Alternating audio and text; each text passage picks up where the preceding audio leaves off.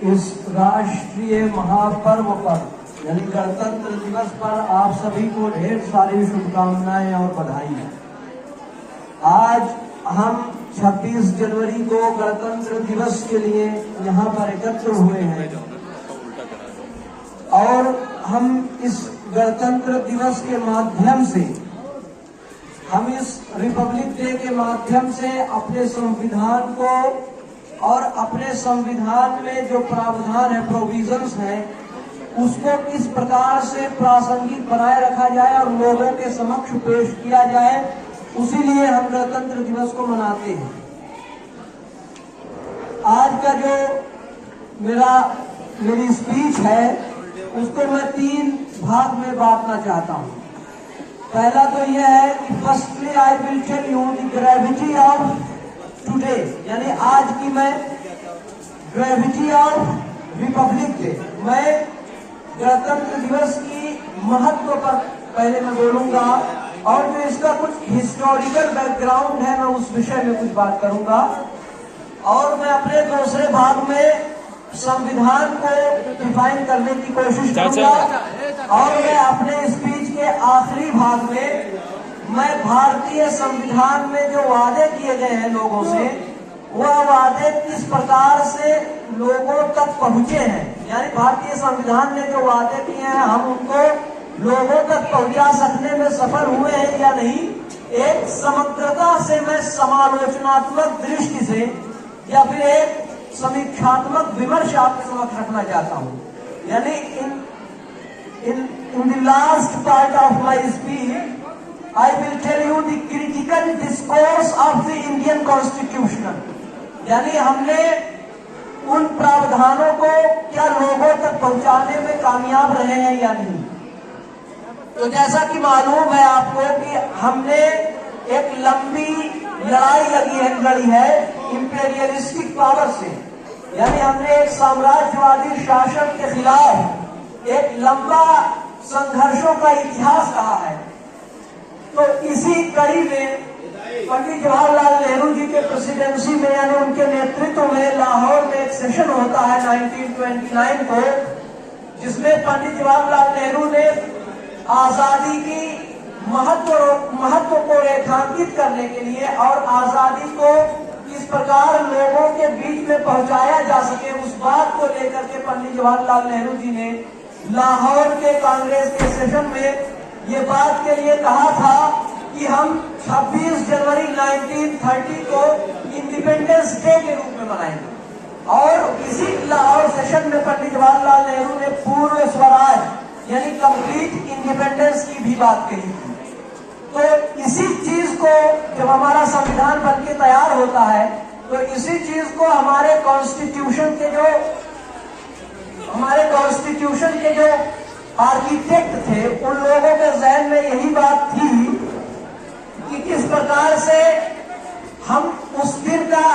इंतजार करेंगे जिस दिन इस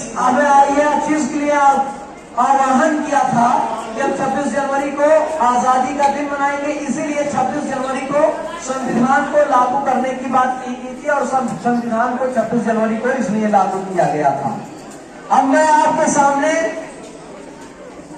कॉन्स्टिट्यूशन क्या होता है मैं ये बताने की कोशिश करूंगा। जिस प्रकार से हमें मालूम है कि जब हम अपने लाइफ में, हम अपने जीवन में होते हैं तो हमारे मन मुताबिक यानी किसी के मन मुताबिक पूरी व्यवस्था या सिस्टम नहीं चलता है। यानी कुछ चीजों को, कॉन्स्टिट्यूशन को सबसे बढ़िया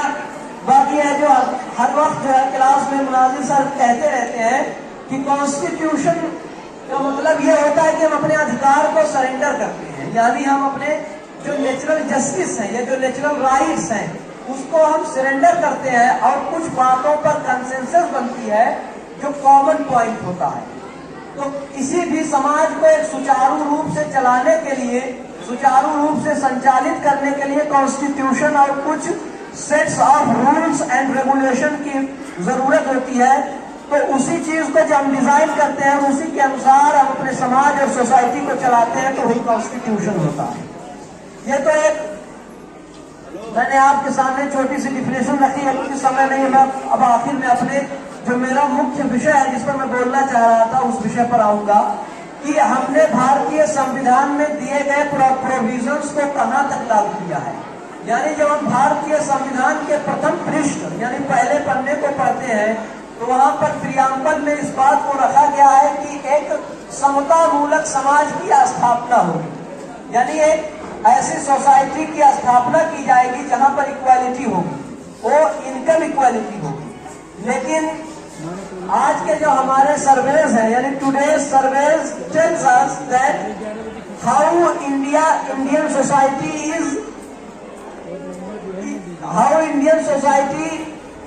सबका जो है Indian society has not equal distribution of resources and income. यानी इनकम की जो डिस्पैरिटी इस देश में है या इनकम की इनइक्वालिटी है, वह भारतीय संविधान की प्रस्तावना को चरितार्थ होती हुई कहीं समाज में नजर नहीं आता है। यानी यदि भारतीय संविधान की प्रस्तावना में सोशलिज्म की बात कही गई है, समाजवाद की बात कही गई है और आर्थिक इक्वालिटी और समानता की बात कही गई है, लेकिन यथार्थ में ये चीजें हमें दृष्टिगोचर नहीं होती है, तो कहीं न कहीं एक ड्रॉबैक है हमारी सोसाइटी का और हमारे उन संस्थानों का जो भारतीय संविधान को लागू करते हैं और यहाँ पर अभी पीछे हैं भारतीय संविधान। और इसी बात को directive principle of state policy में भी कहा गया है कि हमारी जो पार्लियामेंट होगी या हमारी जो इंस्टीट्यूशन होगी वो ये कोशिश करेगी कि किस प्रकार से रिसोर्सेज का और इनकम का इक्वल डिस्ट्रीब्यूशन हो। लेकिन ये बातें कहीं पर जमीनी स्तर पर चरितार्थ नहीं होती है, बल्कि इसमें कुछ स्ट्रक्चरल चेंजेस की जरूरत है, जिसके बगैर मैं नहीं समझता कि इनकम इक्वालिटी आ पाएगी। यानी जो इनकम डिस्पैरिटी है, आप सर्वेज को जब देखेंगे तो आपको बहुत अच्छे से नजर आएगी। और इसी भारतीय संविधान की प्रस्तावना में जब हम आगे बढ़ते हैं तो भारतीय संविधान की जो फंडामेंटल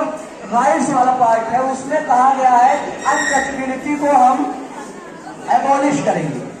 यानी छुआछूत को हम खत्म करेंगे। लेकिन आज जिस प्रकार से अभी छुआछूत का या अनटचेबिलिटी का इस देश में चलन है, तो उससे ये चीज भी वाज़ेह हो जाती है कि अभी कहीं ना कहीं इसमें हमें तरक्की की जरूरत है और हम उन लक्ष्यों को भी भेद नहीं पाए हैं जो हमारे संविधान निर्माताओं ने अपने जहन में रखते हुए भारतीय संविधान को बनाया था। इसलिए जो 2 पॉइंट सबसे मेन है और जो आखिरी पॉइंट, एक पॉइंट और मैं इसमें जोड़ना चाहता हूँ कि भारतीय संविधान की प्रस्तावना में जो एक शब्द और जोड़ा गया था सेक्युलरिज्म, यानी भारतीय संविधान भारत देश को एक धर्मनिरपेक्ष समाज और एक धर्मनिरपेक्ष राष्ट्र के रूप में स्थापित किया गया भारतीय संविधान की प्रस्तावना के माध्यम से। लेकिन क्या आज हम और हमारा देश उस धर्मनिरपेक्ष और सेक्युलरिज्म के ट्रैक पर चल रहा है या नहीं चल रहा है? और इसमें हमें इस बात को अपने ध्यान में अवश्य रखना होगा कि भारतीय संविधान यदि सेक्युलरिज्म की बात करता है तो इसमें किसी एक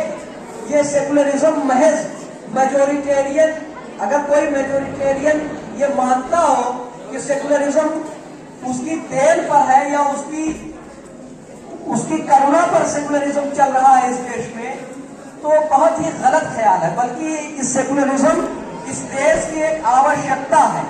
यानी अगर हम सेक्युलरिज्म को नहीं अपनाएंगे तो ये बात हमें मान करके चलना होगा कि भारत की जो डेवलपमेंट होगा, भारत का जो विकास होगा उस एक्सीलरेशन के साथ नहीं होगा जैसा हमारे विजनरी लीडर्स ने देखा था। इसलिए सेक्युलरिज्म की जरूरत महज माइनॉरिटीज के लिए नहीं है, बल्कि ये बात हमें समझ लेना होगा वाज़े तौर पर कि सेक्युलरिज्म की जरूरत हमें ओवरऑल नेशन के लिए है। यानी अगर आपस में ही कन्फ्लिक्ट होंगे, आपस में ही विवाद होंगे और रोज संघर्ष का एक वातावरण रहेगा, तो उससे हमारा किस प्रकार से इकोनॉमिक डेवलपमेंट और इकोनॉमिक फ्रंट प्रभावित होगा उसकी कल्पना हम नहीं कर सकते हैं। ये चीजें वाज़े तौर पर कई ऐतिहासिक घटनाओं से साबित हो जाती है, जैसे कि जब हम श्रीलंका के इतिहास को देखते हैं, यानी क्लास 9th में एक ऐसा कंपैरिजन दिया है एनसीईआरटी ने, उसने 2 देशों को लेकर चला है। एक बेल्जियम के उसने एग्जाम्पल दिया है और एक श्रीलंका का एग्जाम्पल दिया है। लगभग दोनों की आजादी का जो समय है लगभग वही है, यानी आजादी का कालखंड उसी आसपास दोनों देश आजाद होते हैं। लेकिन एक देश में जब मेजोरिटेरियनिज्म हावी होता है तो किस प्रकार से उसकी विकास की यात्रा को प्रभावित करता है, ये इतिहास हमें बहुत अच्छे तरीके से बताता है। और वही दूसरी ओर एक देश है बेल्जियम, जिसने एक व्यवस्थित तौर से किस प्रकार का